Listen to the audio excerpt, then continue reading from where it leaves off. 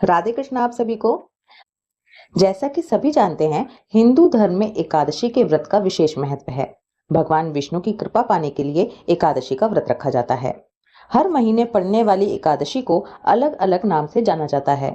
मार्ग शीर्ष मास के कृष्ण पक्ष की एकादशी को उत्पन्ना एकादशी के नाम से जाना जाता है। इस एकादशी को कन्या एकादशी और उत्पत्ति एकादशी के नाम से भी जाना जाता है। इस दिन विधि विधान के साथ भगवान विष्णु की पूजा अर्चना की जाती है। कहते हैं कि एकादशी का व्रत रखने से मृत्यु के बाद सद्गति प्राप्त होती है और इस जन्म में सभी पापों का नाश हो जाता है। सभी एकादशी तिथियों में मुख्य रूप से भगवान विष्णु की ही पूजा की जाती है और पूरे श्रद्धा भाव से पूजन करने से उनकी कृपा का फल भी जरूर मिलता है।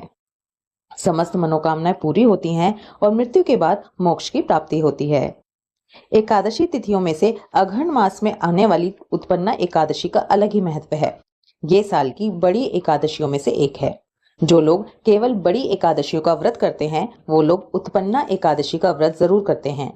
अगर कोई व्यक्ति एकादशी का व्रत शुरू करना चाहता है तो वह उत्पन्ना एकादशी से शुरू कर सकता है। ऐसी मान्यता है कि इस एकादशी में विष्णु जी के शरीर से प्रकट होकर देवी एकादशी ने राक्षस मूर का वध किया था, इसलिए इसे उत्पन्ना एकादशी कहा जाता है। देवी एकादशी भगवान विष्णु की शक्ति का ही एक रूप है। भगवान विष्णु की पूजा और व्रत से मनुष्य के पूर्व जन्म और वर्तमान दोनों जन्मों के पापों का नाश हो जाता है। इस व्रत को रखने से धर्म और मोक्ष की भी प्राप्ति होती है। इस व्रत को रखने से कई यज्ञों के बराबर फल मिलता है। उत्पन्ना एकादशी का व्रत रखने का फल तीर्थ स्थान में स्नान करने से भी ज्यादा है।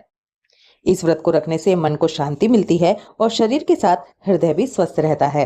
एकादशी के नियम भी बाकी सभी एकादशियों की तरह से ही होते हैं। दशमी तिथि से ही एकादशी के नियम शुरू हो जाते हैं। दशमी तिथि को तामसिक भोजन का त्याग करके सरल और सीधा आहार लें, सात्विक भोजन करें, सूर्यास्त से पहले ही भोजन कर लें, ब्रश वगैरह कर लेना चाहिए। एकादशी के दिन सूर्योदय से पहले उठकर पानी में गंगा जल मिलाकर स्नान करें। पूरे घर में गंगा जल के छींटे लगाएं। अपने लड्डू गोपाल, शालिग्राम जी, युगल सरकार को पंचामृत से स्नान कराएं और चंदन लगाकर पीले वस्त्र पहनाकर सुंदर श्रृंगार करें। हाथ में जल, पुष्प और द्रव्य लेकर एकादशी व्रत का संकल्प करें।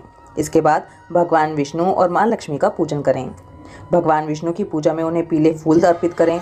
सुपारी, लौंग, धूप, दीप आदि से पूजा करें। पंचामृत, मिठाई और फलों का भोग लगाएं। इसके बाद पूजा करें, व्रत कथा सुने, एकादशी माता की आरती करें, विष्णु सहस्त्र नाम का पाठ करें और पूरा दिन ओम नमो भगवते वासुदेवाय इस मंत्र का जाप करते रहें। एकादशी के दिन ना ही तो क्रोध करें और ना ही झूठ बोलें। ऐसा करने से व्रत का फल कम हो जाता है। व्रत वाले दिन साधक को अपने सामर्थ्य के अनुसार पूजा पाठ, भजन तथा ब्राह्मणों को दान भी देना चाहिए।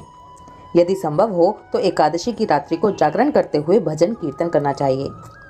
जो लोग व्रत नहीं भी करते उन्हें भी कथा आरती जरूर सुननी चाहिए। अब आपको बताती हूँ कि उत्पन्ना एकादशी के दिन विशेष भोग क्या लगाएं। उत्पन्ना एकादशी के दिन भगवान विष्णु को गुड़ और बादाम का भोग लगाएं, खुद भी लें और प्रसाद रूप में भी बांटें।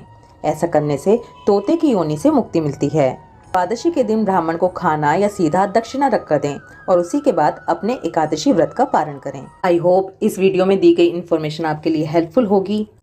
अगर आपने अभी तक चैनल को सब्सक्राइब नहीं किया है तो चैनल को सब्सक्राइब करें और बेल आइकन पर क्लिक करें। वीडियो पसंद आए तो वीडियो को एक लाइक करके कमेंट में राधे कृष्णा जरूर लिखिए। राधे कृष्णा।